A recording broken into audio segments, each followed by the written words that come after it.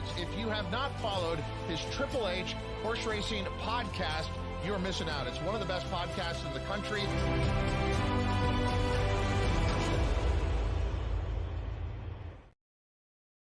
Hello and welcome to episode 281 of the HHH Racing Podcast. I'm your proud host, Howard Kravitz. Thank you very much for joining us tonight for a very special show as we talk about stories from Saratoga, triumph and tragedy. What an incredible week last week at Saratoga Springs, New York, for yours truly and the entire podcast. We're going to talk about it tonight. Please make sure you subscribe right there on the bottom hand side of the screen. Hit that notification bell and also smash that like button. That'll help everyone here at the YouTube channel. Of course, you can follow me at H Kravitz on my name tag there on X, can't call it Twitter anymore, and scrolling on the bottom of the screen, hkravitzhorse at gmail.com. And of course, you can listen to us on Apple Podcasts, Spotify, and Anchor. We have fantastic power picks. I don't want to promote anything else tonight. I want to get right to our conversation this evening. But again, look below the video player, of course, for our power picks. We have a great website. You guys know the drill. Last week was quite the week, incredible week. I know we're going to have a lot of people watching live, so please join us in the live chat for any questions and comments that you have, because there's a lot to talk about. Let's see who is here. We have Steve Grutner is here. Good evening, Howard. Back to the grind school. You better believe it, Steve. Today was my first day, actually. We had just had meetings today. The students come back Monday, but yes, we are ready to get back at it. Jeff Amster says, hi, Howard and Paul. And Pete's going to be here. We got a lot of people who are going to be here tonight, actually. As someone who was at the track last Saturday and at Belmont for the 90 Breeders' Cup Gopher Wand, I'm still devastated by what happened to Maple Leaf Mel. We're going to talk about it, Jeff. It was awful. I mean, there are many superlatives and adjectives you can give to it, but it was very bad. Sylvain from Montreal, thanks for joining. Richard Avalar, good evening, folks. How is Saratoga? Amazing.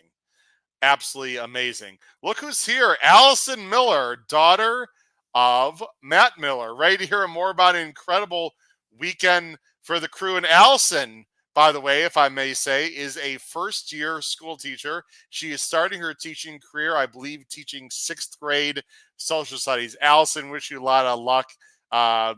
I know you're going to really enjoy teaching. Congratulations on your wonderful educational career as a student, and now you get the other side as a teacher. So, Allison, you're going to rock it out. Good luck to you also. Matt Miller is 8 of us waiting. 4 have already hit thumbs up. I suppose we can retract it if necessary. No, don't retract anything, Matt. Matt's going to be coming on. We got Roshan is here. A lot of people are here. Let me bring on 2 people who have been an integral part of the show for a good year and a half.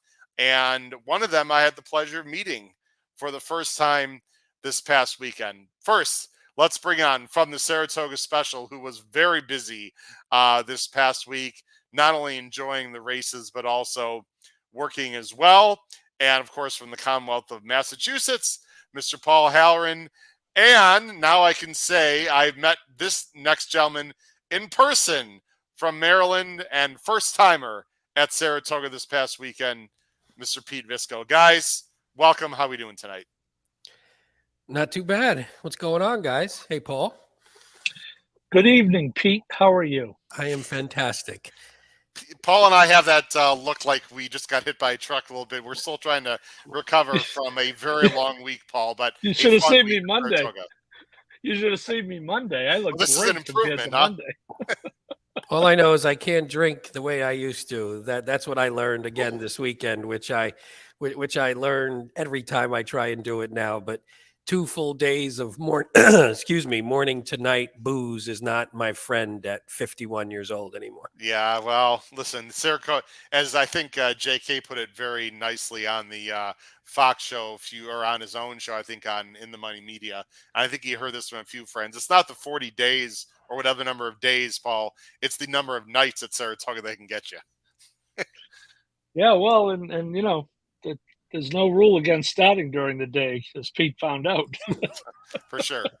Guys, here's what we're going to do. Let me set the stage for everyone. We got a lot to talk about. We're at Matt Miller's going to be on here in a little bit. I think Kyle Roscoe's going to try to be on from Wisconsin. We'll have people coming on here and there. We're going to go for approximately an hour.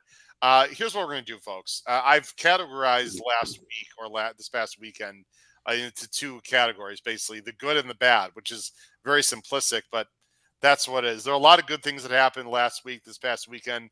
We're going to touch on it. Unfortunately, there are some very bad things that happened this weekend. And, Paul and Pete, we're big fans of NIVA. We're big fans of Saratoga.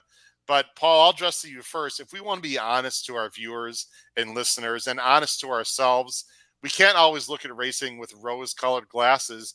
And certainly there's some things that we need to talk about this weekend that we need to address other than the wonderful things as well. Yeah.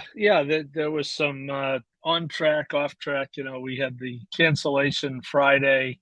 Although who knew that would, based on what happened Saturday and to a degree even Sunday, that really wasn't that big a deal. But, I think it's all perspective, Howard. I get as fired up about this stuff as anyone. But I got to tell you, after the 8th race Saturday, I wasn't really getting too upset about anything else that could have happened, including cancellations, winning bets, losing bets, photos, you name it. It doesn't mean you excuse them because there were mistakes made and they've admitted their mistakes. And it seems like the stewards played a leading role, at least in the Sunday shenanigans. But, I think everything is put in its proper perspective when you start at the test stakes. Absolutely. We'll talk about that. I see Matt Miller's in the bullpen. Matt, we'll bring you on here in just a minute. What we're going to do, guys, first is talk about very briefly, guys. I just have the results, Equibase, of the 3 stakes I want to mention very briefly: the Troy, the Saratoga Derby, and the Whitney. And Matt, we'll go ahead and bring you on here in just a second for these races. You can feel free to comment. I'm not sure how long Matt can be on with us tonight. Really appreciate him hopping on because we had an incredible week. So instead of just talking about Matt Miller, why don't we go ahead? You guys are like, bring on the guy. He's just sitting there waiting. So let's bring him on. Fresh from a wonderful dinner with his wonderful wife. Curious to know what, maybe he had a little steak and salad, knowing Matt, who knows what he had. But anyway, let's bring him on. BC champ, great friend of all of ours. I don't have enough good things to say. And before I bring Matt on screen, I have to say, guys, it's really nice to have friends that care, but it's especially nice to have friends that care and are generous. And Matt Miller was exceedingly generous this past week. Let's bring him on from Illinois. Here he is, Matt Miller. Matt, thanks for joining the show. How you doing? Hey, everybody. This was a hamburger on a pretzel bun at Claim Company. Nothing crazy. Oh, all right. That'll work. By the way, Claim Company, excellent salad bar. But anyway, no one cares to hear about that. Guys, we're going to talk very briefly about the 3 stakes. Matt, feel free to chime in if you want. Matt, how long are you going to be here tonight, just so I know, or approximately? Because if you have to leave earlier, I want to get to the stuff that you are going to want to talk about the most. You can help you hear the duration. The duration. Okay, you were cutting off there for a second. All right, let me go ahead and bring this on, guys. The first thing we're going to do here is I present. Nice to be home with the technology that we all know and love here. Let's quickly talk about, I'll go full screen. And Paul, we'll let you talk about first. This is the results of the Troy Stakes. Big upset, as Matt knows, because he was with me the entire weekend. I was trying to beat Caravel because the soft turf and whatnot. I did not have Cogburn, but this is a big upset. No Ball's finishing second, Paul. Yeah, Caravel just never really got position. It looked like she got beaten to position going into the turn, and at that point, she was never going to win. Going into that turn, she's usually either on the lead or second. And I did not make Cogburn myself, to be honest with you. Nobles or No Balls or however you pronounce it. He ran fine. I just didn't see that race coming from Cogburn. But Caravel losing at whatever she was, Howard. She was odds on, I believe. If you I'll go ahead and scroll. If you scroll over. 55 cents the dollar. Yeah, so just over 1 to 2. Yeah. As someone mentioned later in the day, that's Saratoga. it came into play. It came into play after in the Whitney as well. Yeah, Pete, this designation at the top soft. I think that's really Caravel just never looked comfortable at any point. I know it was a fast pace. She didn't get the lead, but she is a huge playback for me on firm turf. This is a one-off to me. I think she's really good, and this was just the time to beat her. Yeah, and I assume she'll be bet that way most likely next time Yeah. out. I don't think they'll hold it against her. This race pissed me off because Cogburn was my top choice and didn't have a win bet on Cogburn. And me and my cousin Nick and my friend Mike, who I was with, we had Cogburn in the pick 5, but missed one of the other legs, or it could have been a nice score. So basically, did nothing off of Cogburn, but I wasn't super surprised by the result, but was just more mad that I didn't benefit from it. Matt, not only was that Pete's apparently top pick, but I believe our buddy Brad Anderson liked this horse, correct? Do I remember that correctly, Matt? I think he did. He may have been the only one in our group to like this one. Yeah. At least for myself, this is a race where I kind of lost confidence with the footing, and so thankfully it just wasn't a big bet. But I was definitely wrong too. Yeah, it was a tough one to have. I think this horse will bounce back for sure. Let's talk about the next race I want to discuss, which is the Saratoga Derby, which was a horse that won by a horse that I tipped out that I liked a little bit. As we go ahead and hold on a second. Sorry, got to get to there it is. Just had to fast forward, and here it is. Saratoga Derby. Here's where the results. Program Trading, a horse that I tipped out on our show. I tipped out on the show with Seth Merrow. It was a bit of a guess, but it did work out well for me. Tactical Chad, very talented horse, and we got 3.6 to 1, Pete. The sky's the limit for this one because he tracked the pace and went on and held off Webslinger and Farbridge, paid $9.20. I thought it was a pretty impressive effort, Pete, especially considering this was only his third lifetime start. Yeah, this might be a theme, but this was another one that annoyed me because it was an obvious pace advantage, and it was a horse you probably would play just on that alone, and it sort of worked out. I think you called it exactly right, where you said this horse would just probably get to the top, and there you go, Brad. There you go, Brad. I'm glad What's up, Brad. How you doing, I'm buddy? glad Brad is smarter than me, if nothing else. At least we great minds think alike, but great minds don't always bet alike, unfortunately. But I think it was a good call, and I think Webslinger ran a fantastic race. I'm still not sure how Webslinger didn't go by, aside from the fact that he didn't want to run straight. But for my son on the Seth Merrow show, I said I gave my son a shout out, so he got a second placer there, and then Farbridge just never really looked comfortable and never really got into it. So I don't know. That's probably a cross out race for that horse, and maybe that one will come back. But Program Trading, I mean, 3 for 3, right? If I'm remembering correctly. It's in good hands, and he's had good results, and now he's done it against a really good field. So, I mean, yeah, definitely up and comer. Sky's the limit for him. Yeah, Webster made an early move, and I think that's why he might have flattened out. And Farbridge got such a dream trip last time. I loved him last time, didn't like so much this time. Matt, that's just a visual play, right? You see a horse getting a perfect trip the time before, and now Farbridge was 4 wide in this race. He could easily win next time. It's just one of those situations where there's not a lot separating these, and trip matters a lot. Agreed. And in this one, I was alive to Farbridge in a really big double. It was the second half, and I started getting all the wrong vibes. The action on the board didn't look right. The track didn't seem like it was playing predictably. And so thankfully I hedged with the right one. I was trying to find someone on the front end, but this was a tough race and a little bit embarrassing. A tough race to have more than one horse, in my opinion, but you take what the track gives you. Yeah. Jeff Amster. Jeff, thank you very much for this comment. I have some pictures also, Matt, and guys we're going to show. All 4 of you had great, including Matt, of course, who was not on with our group, but he was on earlier in the week, had great TV interviews with Seth Merrow on Capital OTB. Guys, we have a lot of shout outs that we need to give on this show. One of them is Seth Merrow. Seth, if you hear this or see this, thanks again. I know, Pete, you sent an email or a tweet. I think it was a tweet, if I recall. It was really cool, and I have a picture of all of us being on, which I should show right now unless it's a host fail. I'll see if I can get to that. But that, Matt, you enjoyed the time, especially. You had a full half an hour just on your own, and Seth said he wanted more, but he had to pay the bills, of course. That's up to him, but I'll say, as someone that historically has been somewhat camera shy, he made it super comfortable and super easy. I could have talked to him forever. Super good guy. And yeah, he was willing to take it wherever I wanted to go. So the format could have been easier. Pete, I don't want to speak for you. I think this was your first time on live TV. If not, you can let us know. But here's a picture of all of us there. It's a little bit blurry, sorry, and not everyone's smiling because I just grabbed this from the show there. But you see Kyle Roscoe and Patrick Kunzel join in at the very end. I have to say, guys, I don't mean to sound sentimental. I'm pretty sure I'll be able to keep it together this entire show. But just looking at this picture, I know, Matt, you're not in it, and Charlie's not in it too. This is really damn cool for me selfishly, guys, just to get everyone together on a show.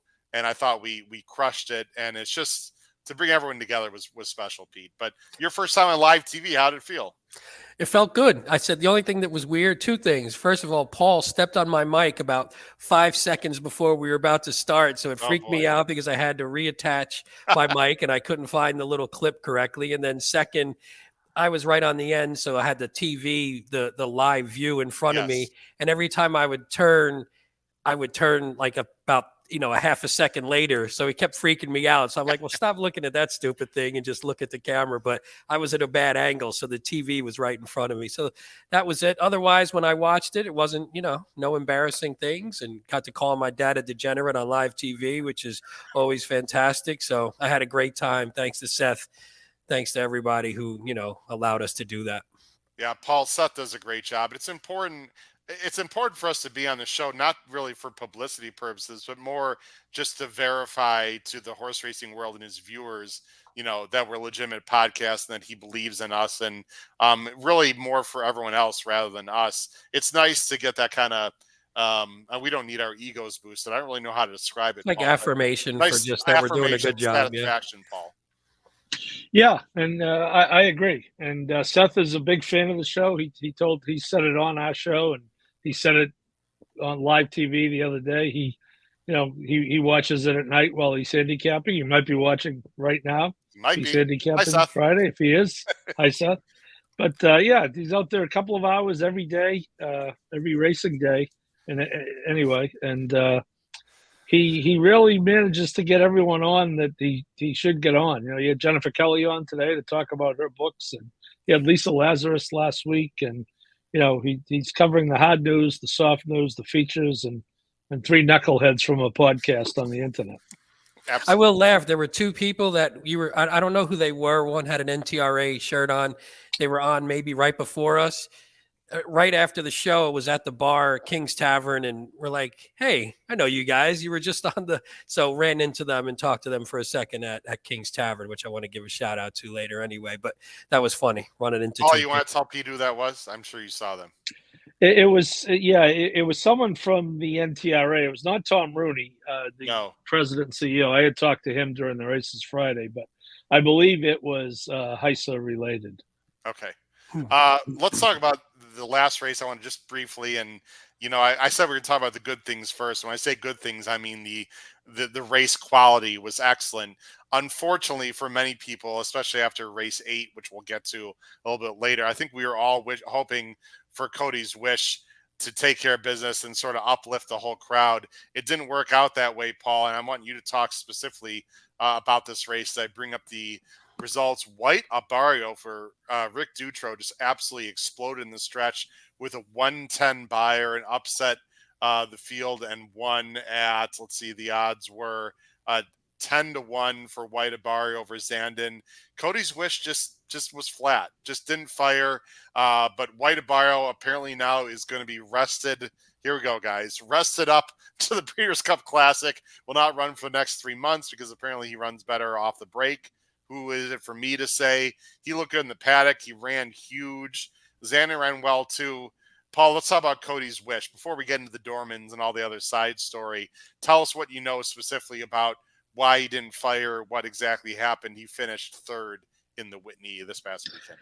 Yeah, I mean, you've heard that horses can't talk, so you really can't ask him. I talked to Junior for a little while on Sunday.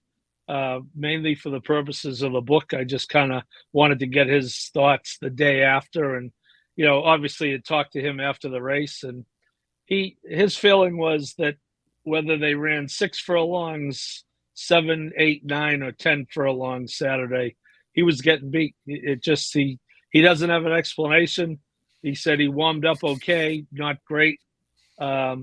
He's usually a little ornery in the gate. He was a little ornery in the warm up, and usually we saw the move the last 2 races. He literally dragged Junior into those races on the turn. Junior said, I knew when at the 3/8 pole, I had to start asking him.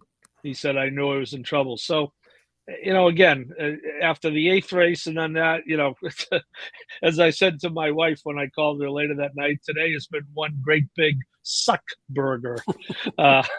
That's my noun for it. I don't know if that's in the Urban Dictionary, Matt, but you could look it up later and let us know. But, it's without getting into too much about how it affected me, Howard, I was covering the test for the special. We all saw what happened. We'll talk about it later. Obviously, no one really wants to talk after something like that. Understandable. There was no winner's circle. The Godolphin people, who are all class, no winner's circle photo, no trophy, no flowers, no anything. So it's, it creates an issue for a journalist trying to write a story. Well, fortunately, we have Sean Clancy on our team who was able to connect with Brendan Walsh, the trainer of Pretty Mischievous, who was the, at least on paper, the winner of the race. So we called an audible, and Sean wrote just a truly phenomenal story about the test. I mean, it's a master class in journalism. I encourage anyone, go find Saturday's Saratoga special. And I read it on the plane ride home. Matt read it first. I believe, Matt, you read it first. You said you got to read this article. I read it on the plane ride home, and it was so well written, Matt. People just have to. The last paragraph almost made me cry. It was just, told the whole story, and just a master class in journalism, I thought, Matt. Yeah, agreed. Really well done. And as I joked with you, Paul, I think the collateral effects of that reassignment, you did your part as well, and you definitely did the right thing in missing dinner and all that. Yeah, that was the collateral damage. So, again, we called an audible. I jokingly said to Tom Law, because Sean texted us and said, I'm with Brendan. And I said, well, if he's with Brendan Walsh, then he's certainly going to get more than I'm going to get. And I kind of half jokingly said, does he want to swap? Because Sean covers the big race all the time, and that's the Whitney.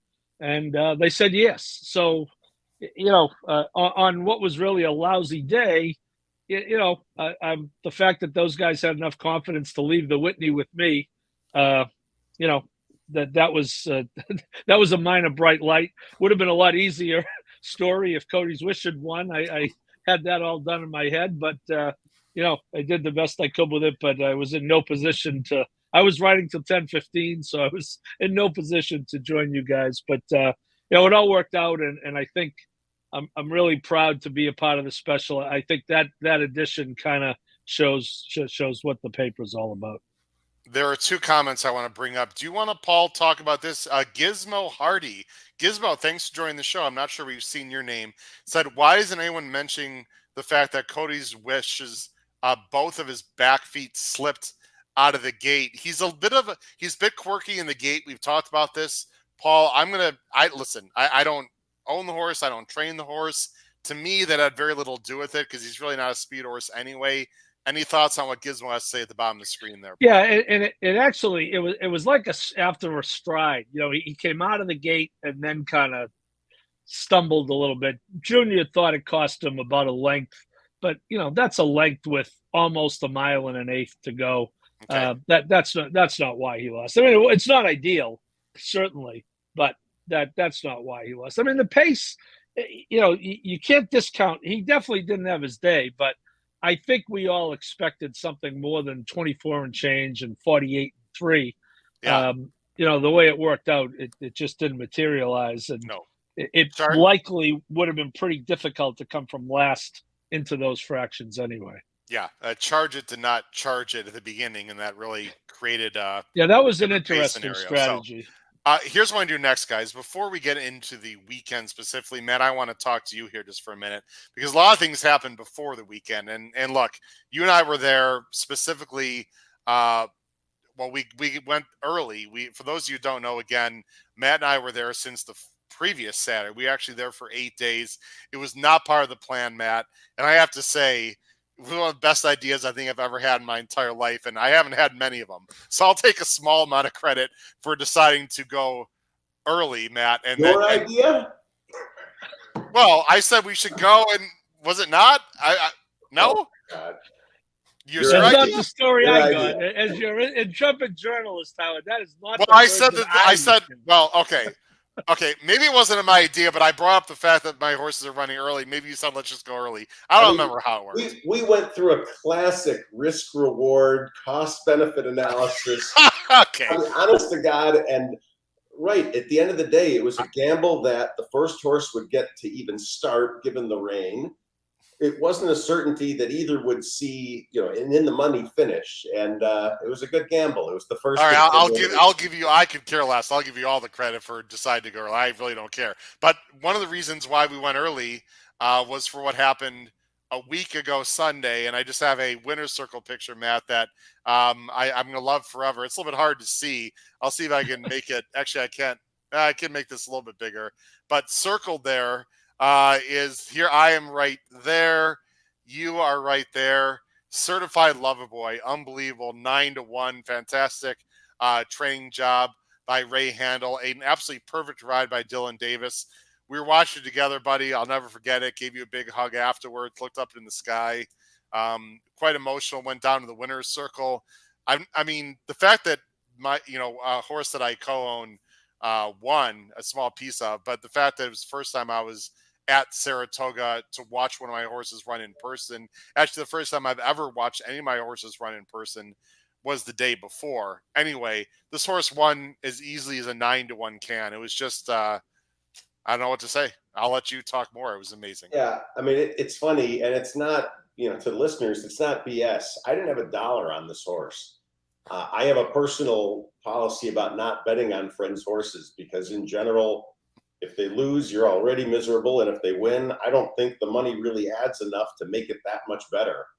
Maybe I can rethink that at 9-1, but we really didn't think this horse was going to win. No, and we so didn't. It is funny that after this was all said and done, and I got a chance to call home, I said to my wife, "I think we made about $1 million this race," and I'm not kidding.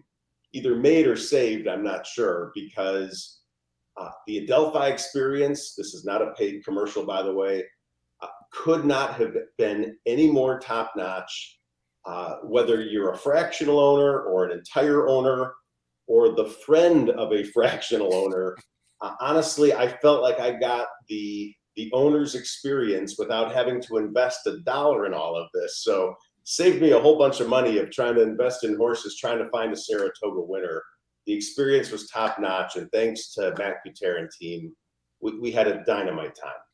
No, they're Adelphi. I can't say enough good things about Adelphi. They're a sponsor of the show. We went to the shed row a bunch of times, Matt. You spoke Spanish to one of the horses in case the horse didn't speak English. It was classic.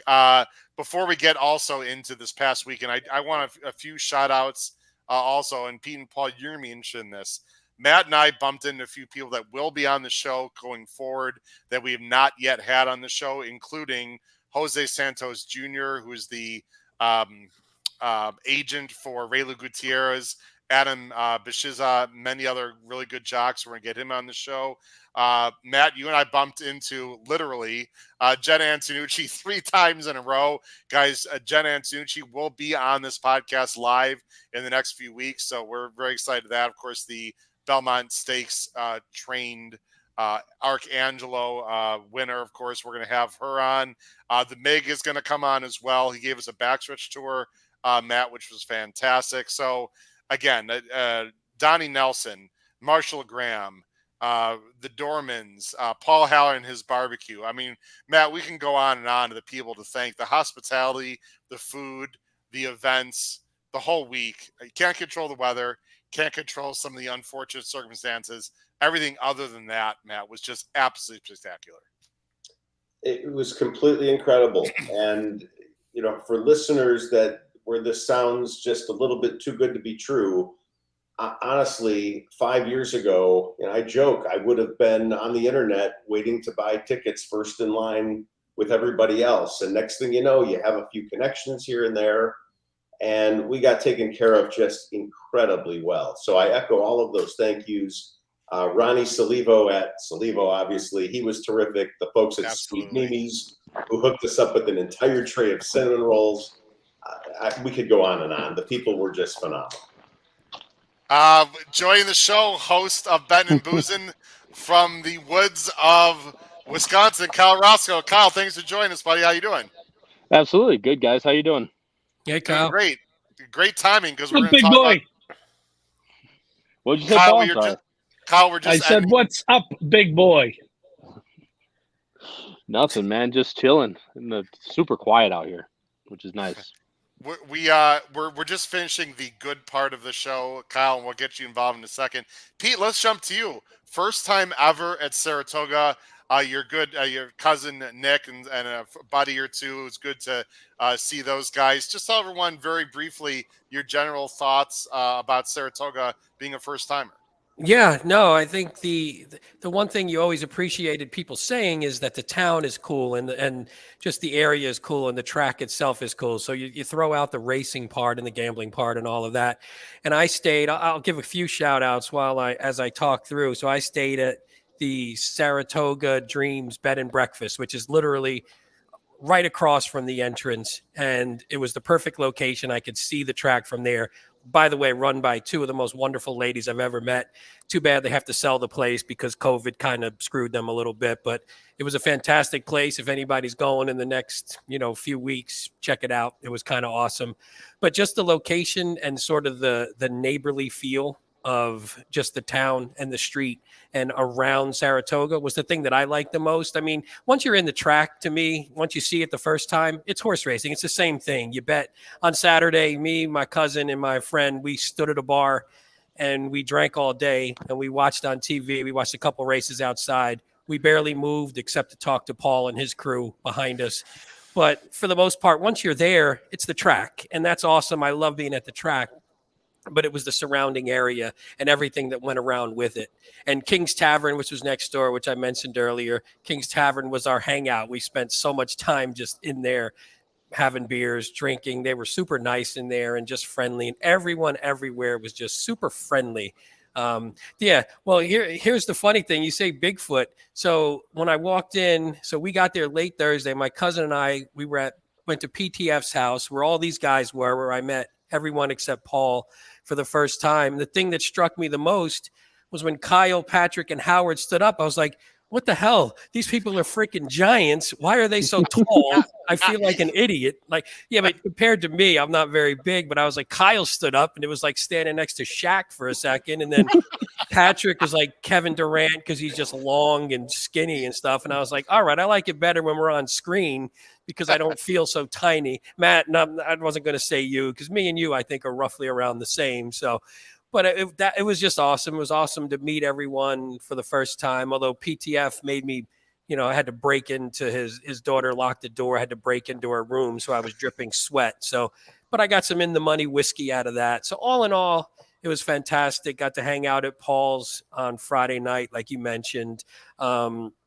Friday was in the box. Thanks to Ross in the chat. Normally, he gave me and my cousin got 2 seats to the box, which was even funnier because we went in the box and there was just this not elderly, I want to say that, maybe 60 couple. And they were the nicest people in the world. Wound up sitting with them drinking because the race got canceled right while we were sitting there. So we're like, well, screw it. Let's order some drinks instead of trying to wander our way out. We sat with people. It was just, everyone was so super nice. And Lee at the 4-Star Dave bar, best bartender at Saratoga. So that's everybody. I think I hit everybody there and I blabbed on for long enough. Kyle, first, where are you? Number one, a few people are asking. And then number two, your first time also at Saratoga. You've now been to probably many more tracks in person than you ever thought you would have in the last 2 years. But talk just briefly about your thoughts on Saratoga racetrack itself. Well, I'll tell you what, Howard, at least in the past year and a half, like you said, I've definitely been to a lot more racetracks. And it doesn't stop because shout out Santa Anita in November. But There you go. first of all, where I am, I'm in very northern Wisconsin. I couldn't even tell you that I think the town was 2 streets out here, but I will give everyone kind of a view of what I'm looking at right Ooh, now. nice. Just a big northern Wisconsin lake. It's amazing. Shout out to all the old couple. Speaking of old couples, Pete, that run this joint. They couldn't be the nicest. Pete, they couldn't be nicer. But first time at Saratoga was absolutely unbelievable. I was there Thursday, Friday, Saturday. For people that don't know, I got there Thursday morning. The gracious host of this podcast picked me up from the airport and ended up being extremely late for the people at Airbnb trying to get him out of the house. So that was a funny start to the day. But anything other than that, I mean, I had a great weekend, both betting wise and just being there with amazing people. I'm sure you guys already shouted out a bunch of viewers that we met, but Dave Poirier, Nick Feldman, just a bunch of people that we were able to meet for the first time, not to mention Pete, who I met for the first time, and Patrick as well. Just getting to spend a great time with great friends. It's just, you can't really beat anything better. And the fact that it happens to be at all of our passion, which is a horse track, just makes it 20 times better. Yeah, and shout out to Peter Thomas Forentel as well, who Absolutely. unfortunately the weather was awful. We were gonna watch a movie, let it ride, and he had a nice dinner for us anyway. So shout out to PTF. Kyle, you already mentioned something, and I hope you're not being embarrassed, but I got to bring this up. And every time I watch this, I wanted to film this, Kyle and everyone else, because it literally almost brings me to tears. I think it's so cool when you can meet people for the first time and bring people together. And you and Patrick, of course, have known each other for quite a while Mhm. through the TV screen. But this was the very first time these two ever met at the 1863 Club. And we filmed it here, and here it is. I'll just go ahead and show it all the way through. It's special, Kyle. Real special, man, to see you guys together for the first time. I know you got them by a few inches there, but that's just, I mean, I could watch that over and over, Kyle. Honestly, Yeah. that makes me so happy to see that. It really does. I mean, that's awesome that you got. I didn't even know you got that video. That was the first time I've ever I'll seen send it that. to you. Which is, please Pretty do, cool, right? because yeah, after Matt's like, let's go check the upstairs of the 1863 Club. I want to go see what's around. And he comes back down. I see Patrick down there. I'm like, I look at him. He's like, I didn't give a crap what the hell was up there. I just wanted to take you away. It was I mean, just me getting to meet guys that you feel like through the podcast and just knowing them online. It kind of works just with anything, right? If you meet people online and you meet them for the first time. But the fact that Patrick and I had done, God, 33 episodes of Betting and Boozing together, 33 weeks in a row, and then getting to finally meet him in person. Yeah, it was a special moment for sure. And obviously carried throughout the weekend as he got there. So it was awesome. Try tripling that, Kyle, because Paul, how many shows have we done together with Pete without seeing That's him? true, And then we yeah. saw him, right? So quite a few. Absolutely. Okay. I think that one other thing, let's show this. I have one more picture I want to show, and I apologize to Pete and Paul who are not in this picture, but this next picture is very special. And Matt, I'm gonna let you talk about who we see on the screen here. This is the the vaunted the vaunted BCBC crew, along with a few other additions. Matt, from our left to our right, why don't you talk about who we see on the screen and just talk about the unbelievable hospitality we had. I know Pete and Paul, you both got to see where we were hanging out Thursday through Saturday, because of the great hospitality of Niver Betts Donnie Nelson on the first turn there at the gazebo. Yeah, this is not an easy crew to crack into. So Nick Feldman is second from the left there, and my brother is second from the right. I'm not sure that either one of them is yet a full-fledged member of the crew. Sorry, David, as well. But you're both well on your way. Brad Anderson, BCBC 2019. And actually, as now you know, Howard, someone I used to work with for a long time on the left. There's Nick, there's Kyle, there's Drew and his wife, Nancy. Drew obviously won the BCBC this year. There's me, there's Philly Joe Metka. Your viewers may recognize him. He was one of the, I think he was the winner of the inaugural World Horse Players Tour. That was, I know you can find that on YouTube, but that's televised somewhere. Longtime big player, big heart, terrific guy. Also friends with Marshall Graham and Nick Tamero and that crew. So it provides some nice intersection with that group. And then obviously Howard, my brother David, and Patrick. So yeah, this was a terrific group. We were sitting right on the rail, just outside the 1863 Club. We had a nice gazebo, so in case it was drizzling, which happened a few times, we were covered. We had fans. They even had security out there, which was nice. And we had access to that club, which had terrific food. So I know you said it before, but thank you so much to Donnie. Really, the fact that we had inside and outside coverage, it made it very easy to just go wherever we wanted. And yeah, it's a luxury that I think, all of us very well remember not having. And so it made it all the more special to have. We could go on for another hour about all the great things, but because we don't want this show to go too long, and of course we talked about this before you came on, Matt and Kyle. Look, you can't always look at horse racing with rose-colored glasses, and unfortunately, there's some real unfortunate things we have to discuss. And Paul, I want to bring you in here first. You've been to the track longer than all of us. You've seen more than any of us. We've all seen plenty in our day, and the good, the bad, the ugly. Can you just first, I'll put on my journalist hat, just describe your personal emotions watching the end of the test on Saturday with Maple Leaf Mel? Well, I was unfortunately watching from up close. I was in the winner's circle, and you saw where it happened. It happened about, 10 yards before the finish line. I think I was about 30 feet away. And the one image I'll never, in addition to poor Mel, the visual of Joel Rosario just kind of being propelled to the ground. It reminded me of, sometimes you stop your car short and centrifugal force. You didn't think I knew that, Howard. Centrifugal force carries you forward. And he went down, and then, the horse goes down, and it looked bad. And then, then when she got up, because, just like us, you fall down, your instinct is to get up. And, she got up, and you could tell that the right front leg was totally gone. And, it's not only the worst thing I've ever seen at a racetrack, and I've been going to the racetrack a long time. I've been thinking about this, and, thank God I've never seen anyone die in person. It might be the worst thing I've ever seen, period, in my 60 years on this planet. Wow. It was just, and then, and it would be horrific with any horse, right?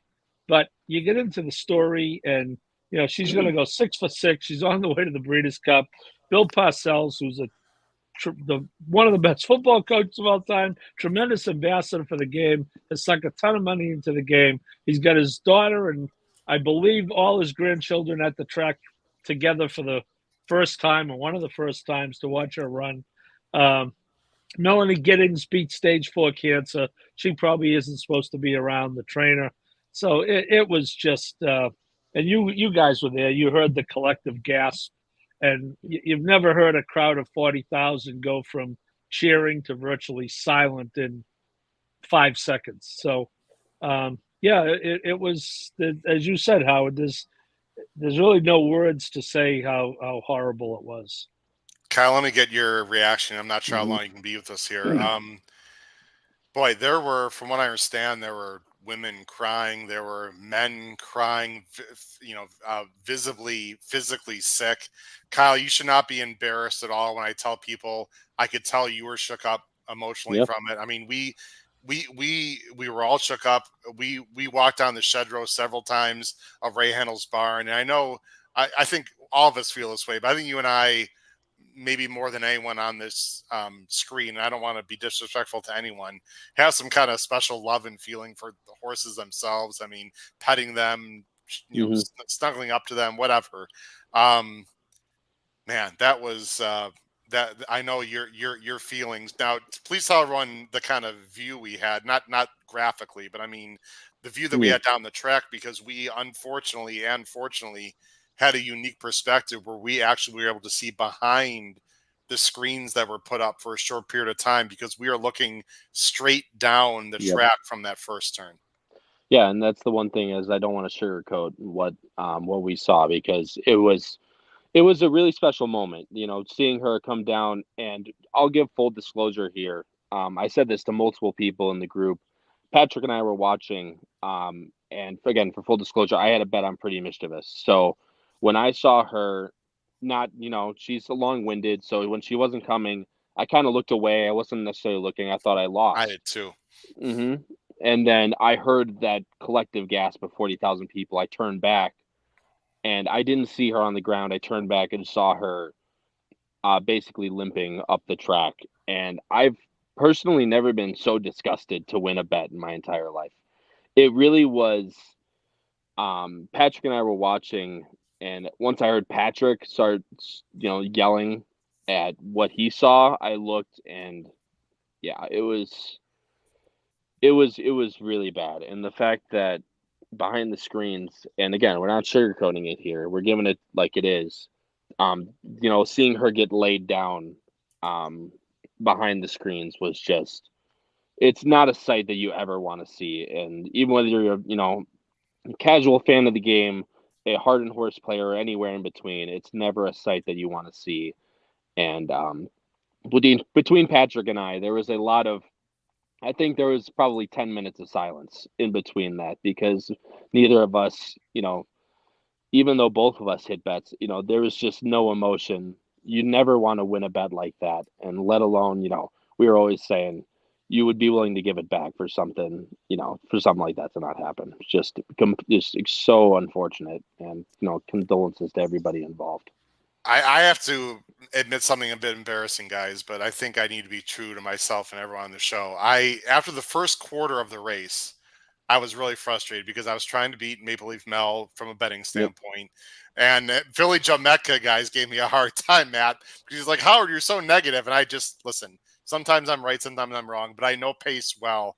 And the minute that Joel didn't, that Irad on the 7 didn't go after Maple Leaf Mel, I knew I was in trouble financially. Mm-hmm. And as they were approaching the wire, I just started walking away because I knew I had lost the race. I was a little bit disappointed. And I really didn't turn. I just out of the corner of my eye saw something weird. And then you guys know my hearing's not great. And I heard like some kind of gab. It was weird.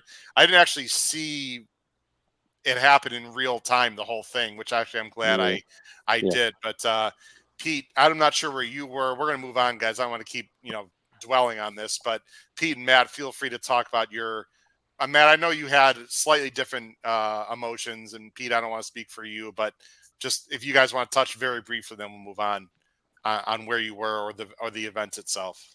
Yeah, I mean, I'll point out one thing that I found really interesting in the aftermath of all this. I don't know that this is a statistically accurate number, but apparently, even amongst horse racing fans, this is still true, that most people believe that the decision on what to do with an injured horse has to do with the horse's ability to keep racing. And that, I was shocked that that's what people think is the decision point around these things. So glad you're bringing this up, Matt. I'm sure Paul might want to touch on that too. Yeah, it is without question around whether the horse can live. It has nothing to do with racing at that point. And maybe if the public understood a little bit better what the motivations of the various interested parties were, maybe there wouldn't be quite as much cynicism. What's up, Drew? How you doing, Drew? Thanks for joining the show, Drew. Hey, Drew. Yeah. Paul, do you want to add anything to that, or Pete? There's a lot of misconceptions out there, obviously. Good, Paul. You could talk about that. I had one thing to say after. Well, yeah, I think that's a good point, Matt. And the other thing I think the general public doesn't understand is, they watch sports all the time, and they see guys go down, and sometimes with horrific injuries, like Joe Montana and Alex Smith. And they, again, the non-racing public and probably part of the racing public don't understand, well, what do you mean? Why do you have to put the horse down? Well, horses live on their feet. Okay, and if you saw Maple Leaf Mel with a shattered front leg, her first instinct was to try to get up. And horses, it would be so inhumane to allow that horse to suffer forget about racing again. Just there's just there are some injuries in horse racing there are no recovering from. It's not my opinion. It's a veterinary fact. And as bad as it is, Howard, to have to bring that screen out, the reason, obviously the preference is at minimum get her on the ambulance and get her back to the barns and the comfort of her own barn. That horse was in severe distress, and it just has to be addressed right away. There are 1,100-pound animals running on relatively spindly little legs, and it's a sad reality, but every once in a while it's going to happen. Fatalities are down by 50% from 5 years ago. It's never going to get to zero, folks. So if you're waiting for it to get to zero, take up checkers or chess. It's not getting to zero. We should and must do everything to mitigate it, but in some instances it's going to be unavoidable.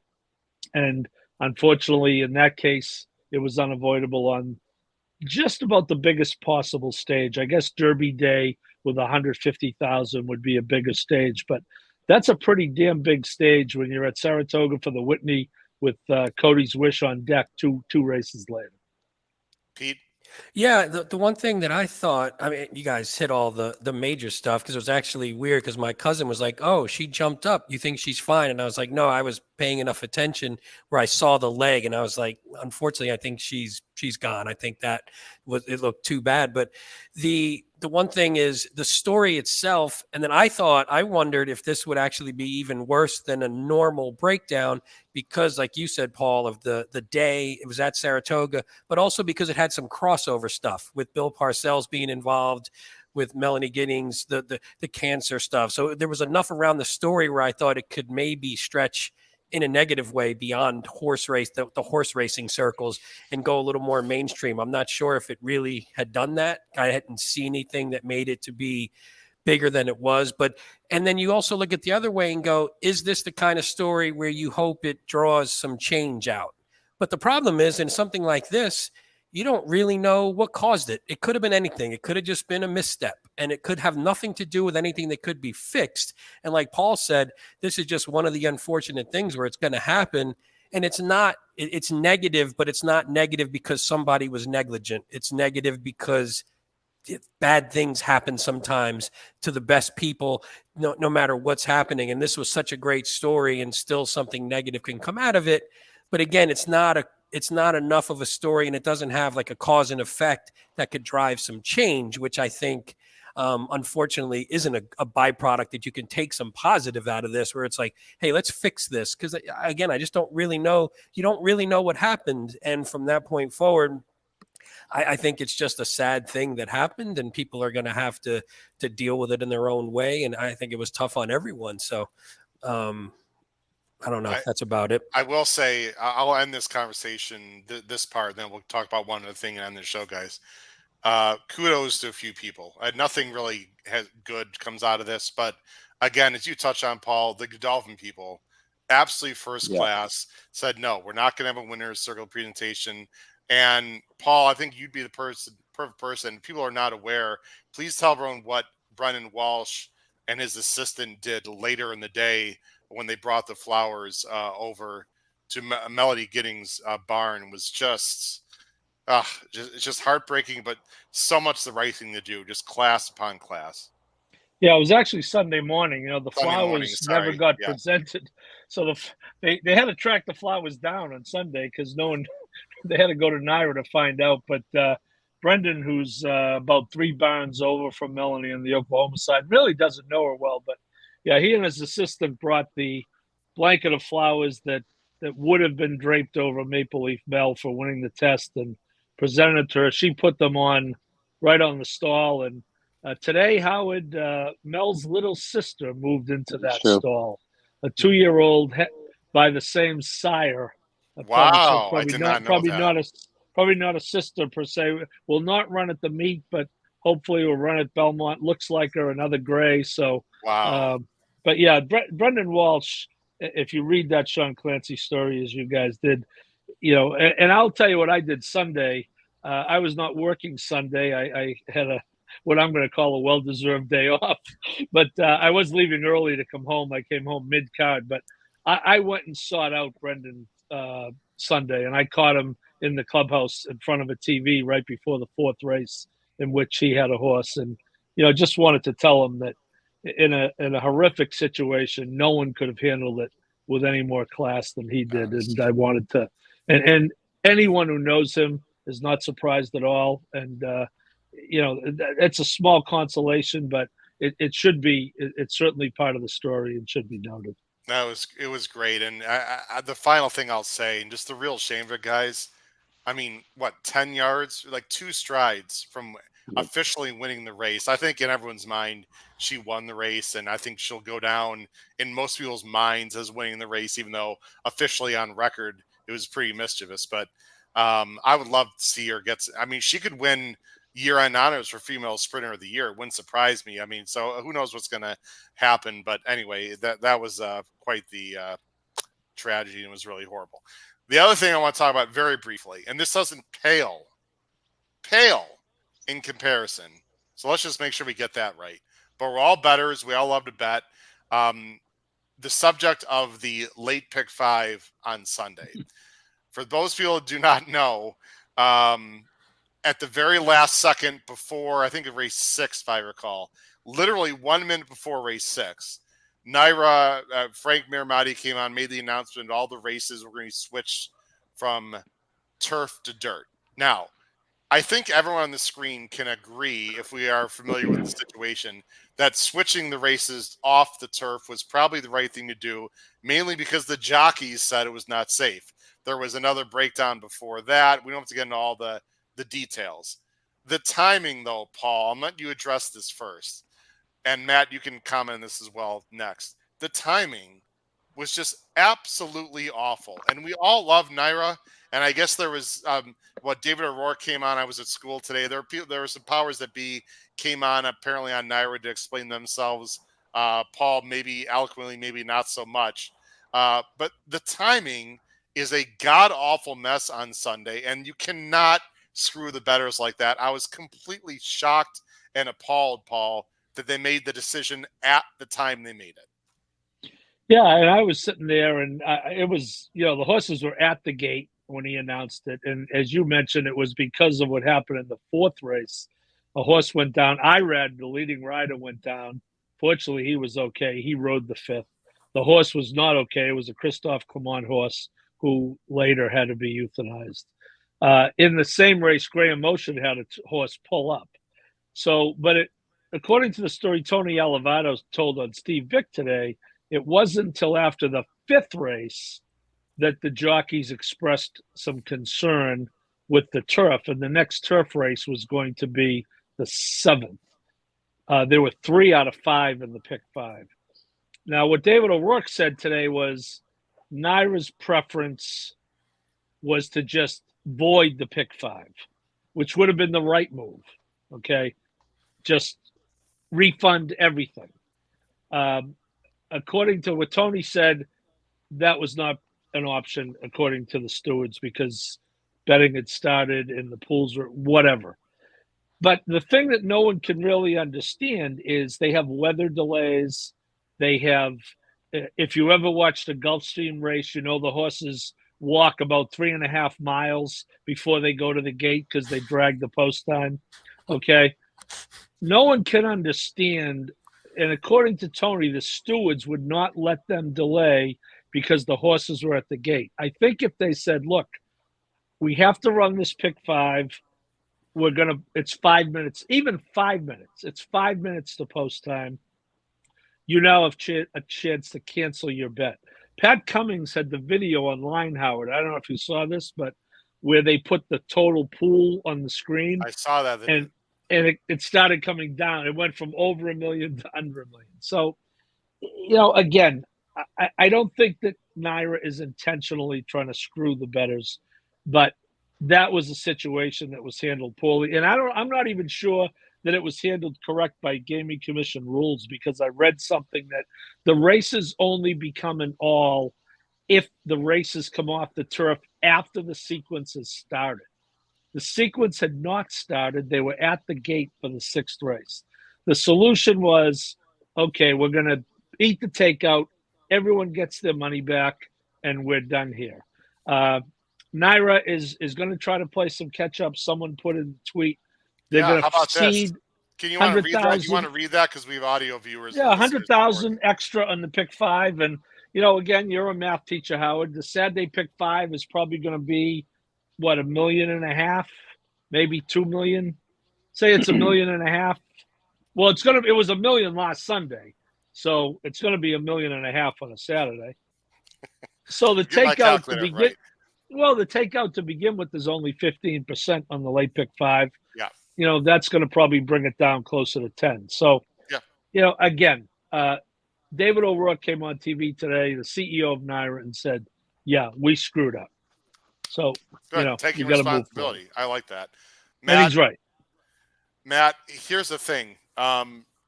If the stewards knew the jockeys were upset about the turf, let's just say after the race or soon after, why are we waiting until a minute before post?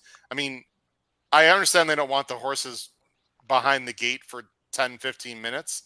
So why not after race 5, say we're going to delay race 6 an extra 10 minutes and give you a chance to re-handicap and just make the announcement then, and then people can decide whether they want to play it or not. I just don't understand why that is such a novel idea to give people more time and just change the post time slightly. If you want to have the pick 5, just the last second thing, I don't understand. Just blows my mind. So you, in my opinion, are describing a best case solution where they actually take the bettors into account and give everyone all the time they need. I'm not that optimistic. But you mentioned the name Pat Cummings before.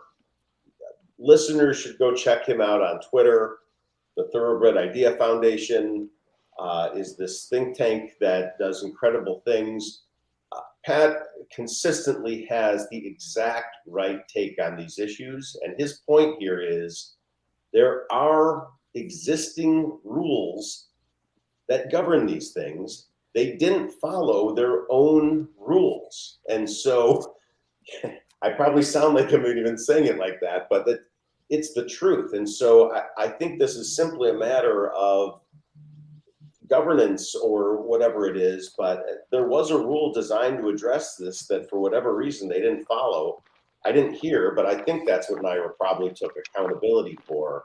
But at the end of the day, if weather, if it becomes an emergency situation and they have to take something off of one surface or another, they have to do what they have to do. There just should be rules designed to protect the bettors. And what they did was completely asinine. The better way to look at this, by the way, based on the way that they handled the scratches and the all races, the bettors were essentially left with having less than a pick 5 ticket with essentially a bet unit that was much higher than they would have used for that sequence had they had the opportunity to size their unit appropriately. So it was completely backwards what everyone was given. And all right, I can keep going. I'll stop. Pete, you're basically playing a double. Now, coincidentally, myself, Brad Anderson, and Patrick Hunsel, we actually ended up keeping our ticket and actually won money, which is beside the point. But Pete, you're basically playing a double with 5 legs. And it was just because there were 2 races that were on the dirt and the other ones were all buttons. So it's just a very bizarre, weird kind of thing. I mean, is seeding the pool enough, Pete, as a bettor? Are you satisfied with them owning up to the mistake and doing that? I mean, how do we fix the problem going forward? I mean, that's the bigger issue, right? Well, I think Matt hit the point. I mean, it's nice to do those little things after the fact, and that's all. It's sort of goodwill, and it sort of tries to be a backhanded way of repairing the wrong. But if you're, like Matt said, the way to fix it is to do the right thing in the future, is to learn from your mistakes and then start to do the right thing. And if you have rules, follow them. If the rules aren't clear enough or they don't make sense, fix them. I mean, Matt's an attorney. You could rewrite anything, right, Matt? You can rewrite these things. Matt'll do it. He's got, he's sitting around. He'll rewrite some stuff for you. Gladly. I'm sure he'll take the fee for it. But it's funny. I met Naira's general counsel this weekend. Oh, did you? Random chance, and I swear I offered her free assistance. I'm not. There you go. Oh, shout out to Joy, who is a fantastic lawyer. We had the pleasure of meeting her at Nove. Name drop, Matt. Kyle, let's end this conversation with you a little bit, because I know you like to play Gulfstream like I do. When you have races switch off the turf and they switch it to Tapeta, they don't use all buttons, because the theory is most of those races stay together, and turf horses in general handle the Tapeta. So going forward, for example, Belmont guys is going to have Tapeta eventually. Do you personally have a problem, Kyle, when they take races off the turf and put them on Tapeta, but make the races, stay and count as is? Do you have an issue with that, Kyle? I don't necessarily have an issue with them taking off the turf, putting it to the PETA. I just think that the nail's been hammered pretty well here, that, giving batters 30 seconds before, or honestly 10 seconds before the post time, the post one horse is loaded into the gate is pretty much the problem, in my opinion. It's just not giving people, time to change their bets, cancel their bets if they really want to. And I obviously you can see why, the pool is shortening as it goes into the gate, but I think just the time wise is really the biggest issue here. And, as you talked about, turf races usually hold well in the Tapeta, as we've seen at Gulfstream. Now Belmont's getting it. So hopefully when they scratch off the turf, you won't see as many scratches as like you did today with Saratoga, where I believe David Aragona tweeted out where I think they had 37% of runners scratch out of these 9 races today. So hopefully with the addition of the Tapeta, races will hold together and maybe keep, betting interest in a pick 5 like that. But I think the timing is the biggest issue. Just to be clear, that Tapeta will not be put in at Saratoga, at least not in the short term. We put it at Belmont. Final count, Richard Avalar. I actually have a small piece of Gem 10 also. And Matt, that one finished second last week and ran real well against Let's Go Big Blue. And we could talk about that some other time, but that was cool also. Gem 10 ran very well to finish a close second.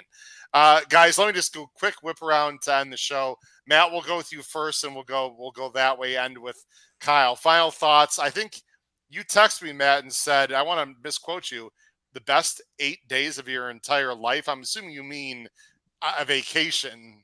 I'll let you just finish it out. Consecutive. Excuse me. I was just saying, your marriage and your 2 daughters being born have to fit in there. Just 8 exactly. Just 8 exactly, Matt, right? So it limits it a little bit. Just the 8 exactly. I'm blessed. I just had a terrific trip to Italy, and I think so even that violates this. So maybe I'll just say the best 8 days with the fellas I've ever had. All right. But honestly, the stuff we did was cool. The things we ate, the people we saw, but it was the crew we hung with that made the whole thing work so well. And without getting all sentimental, we will definitely be booking again next year. I've already worked out the house, if you can believe it. So we got it for the weekend. Breaking news. Really? Yeah, that's despite you overstaying your welcome at the first one. Even they'll have us back, they said. So whatever. Really? Wow. By the way, for our tribesmen, Matt, way back in the day, I can remember in 8 days that worked well because the oil lasted that long. But that's for a whole other conversation. I'm going to hold this up to that. I think this was pretty special. Pete, final thoughts on your time in Saratoga? Yeah, I'll tell one quick story. So I was there I spent most of the time with my cousin, who I grew up going to the track with since we were kids. So, and I hadn't seen him in about 2 years because I didn't make it up to North Jersey. And when I did last year, I didn't get to see him. So we hadn't hung out in like 2 years. And then one of my best friends, Mike, who also came, it was his first trip to Saratoga. Now, Mike and Nick they used to text me separately every weekend about racing. So it was constant, where it was just racing all day. And I'm like, I'm basically sick of having the same conversation with 2 separate people. So I created a text thread with the 3 of us. So for the last 2 years, basically every day we talk horses, and they've never met. So it was excellent. We actually got to meet and got to hang out for the first time ever. 2 guys who had been on a text thread, which is even worse than being on camera. They didn't even know what each other looked like, really. So we got to meet I got them to meet for the first time. We got to hang out as a threesome for the first time. I got to meet all of you guys. And then the last thing I'll shout out, which is fun, just if you're going to Saratoga, we did the breakfast and barn tour, and we got to have breakfast in the morning, watch the workouts, and then take sort of a shuttle we went to the old tavern farm. And the old tavern farm was beautiful. The people who own it, they give this presentation about breeding horses and the sale of horses and what you look for and how they get their horses ready for sale. So it's a completely different perspective than from the betting angle. So it was just interesting, something different. It was a beautiful farm, and it's actually a winery and a distillery, and we had some vodka and wine in the morning, so it makes it even all better. But it was just a great thing. And if you're going to Saratoga and you're going to be there a little bit, do the barn and farm tour, and you see just a different aspect. If you're just more of a gambler, you're seeing something from a different side, and it was beautiful. Paul, you were, of course, a fan and working as well, so it was quite the week for you.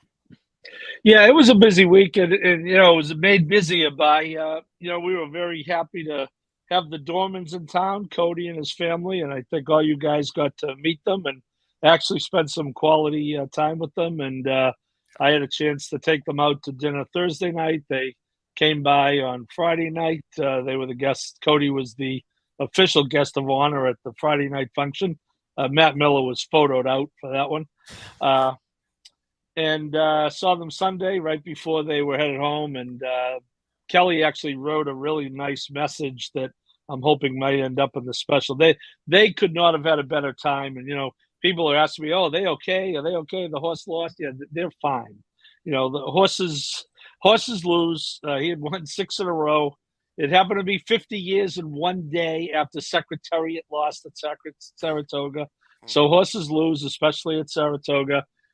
He'll be back. Everything's fine. Hopefully he'll get a run in New York, and then we'll see him out in Santa Anita. But having them in town was pretty special, and they could not have enjoyed their first trip to Saratoga anymore. So shout out to Kelly, Kylie, Leslie, Cody. That is just talk about a family that has their thoughts in perspective. I don't think although they would love to see the horse win, they've got bigger fish to fry, and just an unbelievable family.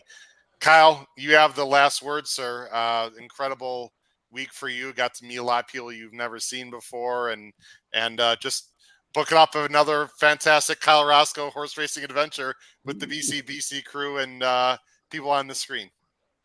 And I sure hope it won't be the last, but just that for sure, buddy. That's for damn sure. But just I'll end the conversation with what I echoed before. You guys basically hit everything else. Just all the people that we met this week, and all the people that came out to the meet and greet, all the people that came out to just seeing us at the track, noticing us. Howard, I'm sure, can attest to this. Just him starting this from basically nothing, 2 years ago, to walking around the track and having people come up to meet him and everybody else on the podcast.